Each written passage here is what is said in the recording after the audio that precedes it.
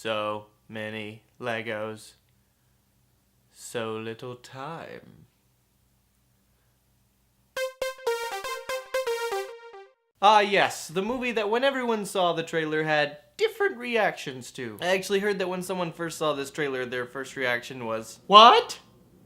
No!" Honestly, my first reaction was, I can't believe it took them this long to think of making a Lego movie, but hey. But I can gather that not too many people were excited about this movie, and I wasn't either until I heard who was behind it. The Lego movie was written and directed by Christopher Miller and Phil Lord, the same guys behind 21 Jump Street and Cloudy with a Chance of Meatballs. And if you've seen Cloudy with a Chance of Meatballs, you know there should be more movies like Cloudy with a Chance of Meatballs. So it's the same writer and directors, but it can't be better than Cloudy with a Chance of Meatballs. I wonder how many times I can say Cloudy with a Chance of Meatballs in this review. Wrong! This movie inexplicably works on so many different levels. So we have our main character, Emmitt, who is an average nobody, but he's not just that, he's pretty much a parody of every sort of everyman average character. He's played by Chris Pratt from Parks and Recreation, and he plays the character with a perfect blend of dim wit and charm. But of course, Emmitt's not just your ordinary Lego. A prophecy has been foretold that Emmitt is the special. The prophecy was given by an old prophesier, played by Morgan Freeman. Once again, it's just hilariously poking at another cliche of the wise old wizard with the prophetic voice of Morgan Freeman. And speaking of cliches, the reason they must save Lego World is because it is under the threat of the evil Lord Business, voiced by Will Ferrell. Plus, you've got the help of a dozen other beloved Lego fictional characters, but the most important being Batman. Especially since Batman is the most important fictional character of all time?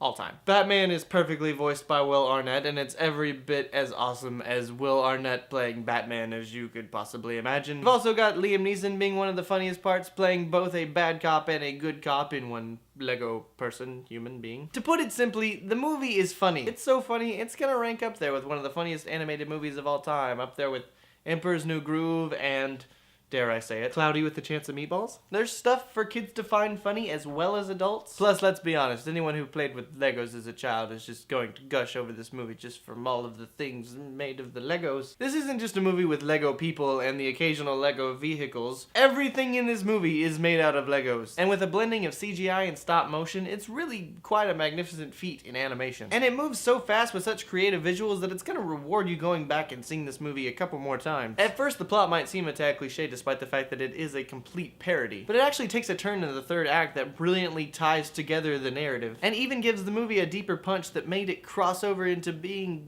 dare I say, poignant and moving. That's right, I said it.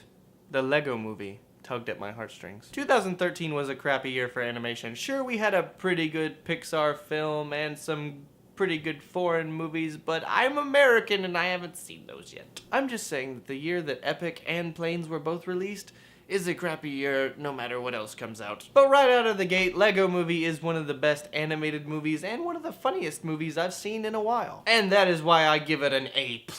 So if you're one of those small thinking people who judge movies solely by their trailers, get over yourself and go see the Lego Movie. But please resist the urge to buy lots and lots of Legos because they're really expensive apparently. I'll see you guys next year when I review the Light Bright movie.